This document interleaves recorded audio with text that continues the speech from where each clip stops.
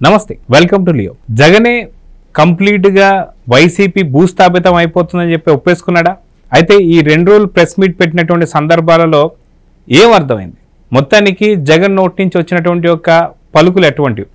గతంలో వైనాట్ 175 అంటూనే నన్నెవరూ ఏమీ పీకలేరు అంటున్నటువంటి ఒక జగన్ కాస్త ఈరోజు ఈ 2 ప్రెస్ మీట్ల మధ్య ఏం అర్థమైంది?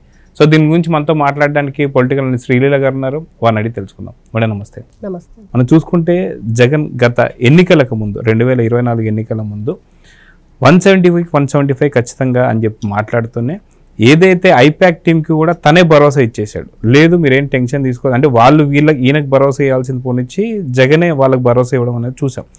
దీని తర్వాత వైనాట్ 175 అంటే 151 కాస్త 175 అయింది అన్నది కాస్త పూర్తిగా 11 స్థానాలకు పరిమితం అవడం మనం చూసాం. అయితే ఇది ఒకవైపు అయితే ఇప్పుడు విజయసాయిరెడ్డి వెళ్ళిపోయిన తర్వాత తను మాట్లాడిన మాటలు వేరు, ఇంకా కొంతమంది లైన్లో ఉన్నారని చెప్పి జగన్ ఒప్పేసుకున్నాడు. సో మొత్తానికి వైసీపీ పార్టీ భూస్థాపితం అవ్వబోతుంది అని ఎలా చెప్పగలుగుతారు? ఇక్కడ ఏదైతే నిన్న జగన్మోహన్ రెడ్డి ప్రెస్ మీట్ పెట్టాడో ఏం పీకలేరు అని అన్ని పీకేసి జగన్మోహన్ రెడ్డిని 11 ఉంచారు జనాలు. ఇంకా దాంట్లో నుంచి కూడా వాళ్ళంతట వాళ్లే వెళ్ళిపోయే పరిస్థితి. ఇది మాత్రం మానడు. జగన్మోహన్ రెడ్డికి ఏమనుకుంటున్నాడంటే తను ఒక స్వాతంత్ర సమరయోధుడు అనే ఫీలింగ్ ఉందో, ప్రతి ఒక్కరూ కూడా ఇంట్లో ఫోటోలు పెట్టుకోవాలని ఆయన కోరిక, అది కూడా చెప్పేశాడు. ఏ విధంగా పెట్టుకోవాలో దొంగ అని చెప్పేసి మనం పోలీస్ స్టేషన్లో ఫోటోలు ఉంటాయి అంటే ఇతను రాష్ట్రానికి పట్టిన ఒక దొంగ అని పెట్టుకోవాలని అనిపిస్తుంది. నిజంగా ఫోటోలు పెట్టుకోవాలంటే రాబోయే తరాలకు కూడా నిజంగా గుర్తుండిపోవాలి. ఆంధ్రప్రదేశ్ రాష్ట్రాన్ని 2019 నుంచి 24 వరకు ఒక భయంకరమైన అరాచకమైన పాలన జరిగింది అంటే ఈయన ఫోటోలు ఆ విధంగా గుర్తుగా పెట్టాలి. ఖచ్చితంగా ఇదైతే పెట్టాలి. జగన్మోహన్ రెడ్డి ఏ విధంగా అనుకుంటున్నాడో కానీ ఇది మాత్రం ఆయన ఫోటోలు పెట్టాలి అంటే విధ్వంసానికి ఇతను చేసిన పరిపాలనకి ప్రతీకగా ఆయన ఫోటోలు పెట్టుకోవచ్చు. ఇంకొకటి ఏంటంటే అతను విజయసాయిరెడ్డి గురించి మాట్లాడాడు. పోతే పోయి అతనికి ఏమీ విశ్వసనీయత లేదు, భయపడుతున్నాడు అని. ఇతను 16 నెలలు జైల్లో ఉండొచ్చాను, నన్ను అక్రమ కేసులు బనాయించారని మాట్లాడుతున్నాడు. ఇప్పుడు 16 నెలలు జైల్లో ఉండి అక్రమ కేసులు బనాయిస్తే మరి నీతో పాటు ఎవరైతే బుక్ అయ్యారో ఐఏఎస్లు ఐపీఎస్లు ఈ రోజు కూడా ఇంకా లిక్కర్ స్కామ్లో కూడా బయటకు వచ్చారు. దాంట్లో కూడా పోలీసుల్ని ఇరికించారు. మరి వాళ్ళందరి మీద ఎవరు బనాయించారు? కాదంబరి జత్వాని కేసు కావచ్చు. కాదంబరి జత్వాని ఉంది, ఆవిడ కేసులో ఎవరు బనాయించారు? ఇప్పుడు ఒక మాట అన్నప్పుడు దాని పక్కన నీతో పాటు ఎంతమంది దొంగలు ఉన్నారు, నువ్వు ఎంతమందిని దొంగలుగా చేసావు అనేది కూడా ఉంటది కదా.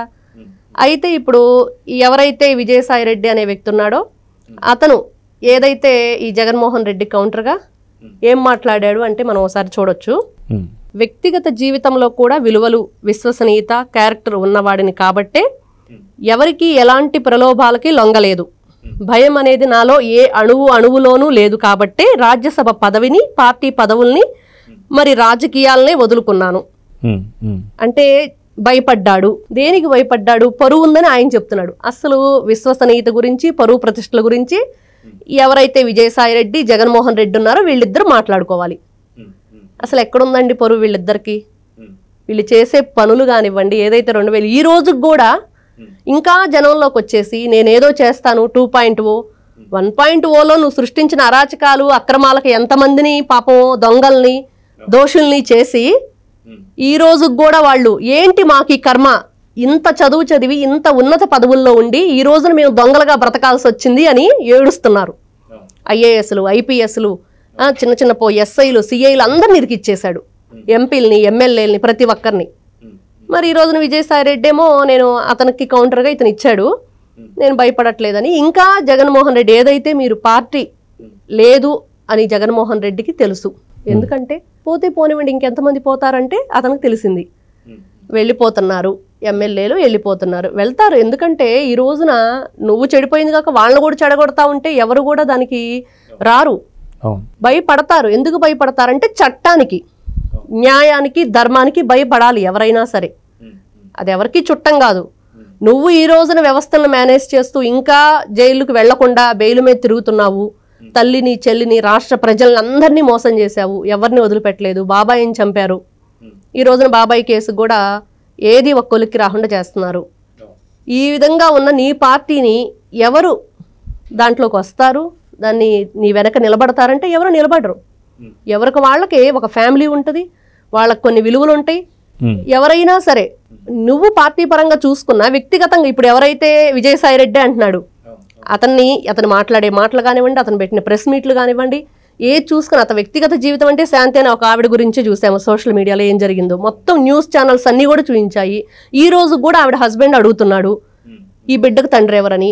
వీళ్ళకి విలువలు లేకపోతే వీళ్ళకున్న పరువు ప్రతిష్టలు వీళ్ళు మాట్లాడతారు.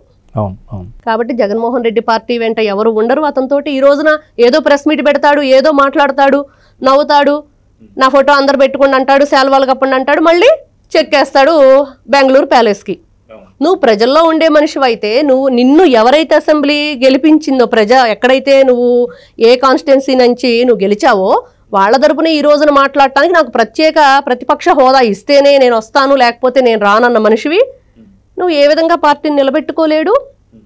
ఏ విధంగా కూడా ఇతను ఎవరికి కూడా అండగా నిలబడే మనస్తత్వం కాదు జగన్మోహన్ రెడ్డిది. సో మొత్తానికి నిన్న జరిగినటువంటి ఒక ప్రెస్ మీట్లో కావచ్చు, మొన్న జరిగిన ప్రెస్ మీట్లో కావచ్చు, 1.0లో నేను ఓన్లీ ప్రజల కోసమే చేశాను, ఇప్పుడు కార్యకర్తల కోసమే చేస్తానన్నప్పుడు ఇంకా ఎంత అరాచకాలో మనకు అర్థమైపోతూ వస్తుంది. అయితే ఇది ఒక పక్కన తీసి పక్కన పెడితే ఇంకొక పక్కన వచ్చేసి ఖచ్చితంగా ఇంకొకరు అరవపోతారు, లేదంటే అసలు ఎంతమంది ఎంపీలు ఉన్నారో కూడా తెలియదు. ఎమ్మెల్సీ కూడా ఎవరైతే అందుబాటులో అయిన ఎమ్మెల్సీ అనారోగ్యం పాలైతే కూడా తను కిడ్నాప్ చేశారని చెప్పేసి కంప్లీట్గా జగన్కి వైసీపీ పార్టీ పైన పట్టుందా లేదా అంటే ఏం చెప్తారు? ఇక్కడ నిన్న ప్రెస్ మీట్లో చూస్తే అతనే ఏదైతే ఎంతమంది ఎమ్మెల్యేలు ఉన్నారు, ఎంతమంది ఎంపీలు ఉన్నారు అనేది కూడా అతనికి ఇప్పుడు అర్థం కాని పరిస్థితిలో జగన్మోహన్ రెడ్డి ఉన్నాడు. తను అసెంబ్లీకి వెళ్ళడు, తనతో పాటు మిగతా 10 మందిని రానివ్వడు. ఇదైతే ఖచ్చితంగా అనర్హత వేటు పట్టడానికి వీళ్ళు సిద్ధంగా ఉన్నారు. ముందే చెప్పేశారు, ఆల్రెడీ ఆయన చెప్పేసి ఉన్నారు. ఇంకొకటి చూసుకుంటే నిన్న ఎంపీలు కూడా ఇంకా ఉండరు, వెళ్ళిపోతారనేది నిన్న జగన్మోహన్ రెడ్డి మాటలను బట్టి మనకు అర్థమవుతుంది. ఇంక రేపు ఎమ్మెల్సీ ఆ ఎలక్షన్కి కూడా ఖచ్చితంగా వీళ్ళల్లో అభద్రతా భావన ఏర్పడింది. నిన్న ఏదైతే వీళ్ళ సాక్షి ఛానల్లో వాళ్ళ ఎమ్మెల్సీ అభ్యర్థిని ఈ సిపాయి సుబ్రహ్మణ్యం అనే వ్యక్తి ఎమ్మెల్సీగా ఉన్నాడు వైఎస్ఆర్సీపీలో, అతను నిన్న లేడు, కనిపించట్లేదు, టీడీపీ వాళ్ళు ఎవరైతే ఉన్నారో కూటమి ప్రభుత్వం సంబంధించిన వాళ్ళు కిడ్నాప్ చేశారని రోజా గారు ప్రెస్ మీట్ పెట్టారు. అంటే మళ్ళీ అతనే ఫోన్ చేసి ఏంటి ఈ దుష్ప్రచారాలు, నా హెల్త్ బాగాలేక నేను ఇంట్లోనే ఉన్నాను అని అతను మళ్ళీ వచ్చి చెప్పుకునే పరిస్థితి వీడియో కూడా అతను రిలీజ్ చేశాడు. ఏదైనా సరే వీళ్ళకి ఇప్పుడు పార్టీ మీద జగన్మోహన్ రెడ్డి ఇప్పుడు ఏదైతే ప్రెస్ మీట్ పెట్టాడు వెంటనే మళ్ళీ తన ప్యాలెస్ తను వెళ్ళిపోయాడు బెంగళూరు. మళ్ళీ ఇంకో కొన్ని రోజులకు వస్తాడు, ఏదో ప్రెస్ మీట్ పెడతాడు, ఏదైనా శవం దొరికితే, శవాలే ఆయన మెయిన్ కావాల్సింది. మళ్ళీ ఏదైతే కోర్టు నుంచి పర్మిషన్ తీసుకుంటాడు, లండన్ వెళ్ళిపోయి నెక్స్ట్ ఇంక మళ్ళీ ఈసారి వచ్చాడు, మళ్ళీ నెక్స్ట్ టైం వెళ్ళినప్పుడు ఇంకా వస్తాడో రాడో తెలియని పరిస్థితిలో వైఎస్ఆర్సీపీ పార్టీ ఉందని మనం ఖచ్చితంగా చెప్పుకోవచ్చు. సో చూద్దామండి, ఖచ్చితంగా మీరు అన్నట్టుగా ఏదైతే లండన్కి వెళ్ళే ముందు ఉన్నటువంటి ఒక పార్టీ పరిస్థితులు కావచ్చు, రాష్ట్ర పరిస్థితులు కొంచెం భిన్నంగా ఉన్నాయి. కానీ లండన్ నుంచి తిరిగి వచ్చే లోపల ఇలాంటి డ్రాస్టికల్ చేంజెస్ ఉంటాయని చెప్పి తెలియదు కాబట్టి, కానీ ఈసారి వెళ్తే మటుకు ఖచ్చితంగా తిరిగి వస్తాడో లేదో మాత్రం మీరు అన్నట్టు చెప్పలేం. సో చూద్దాం ఏం జరుగుతుందో. నమస్తే. Please subscribe to Leo News for more videos.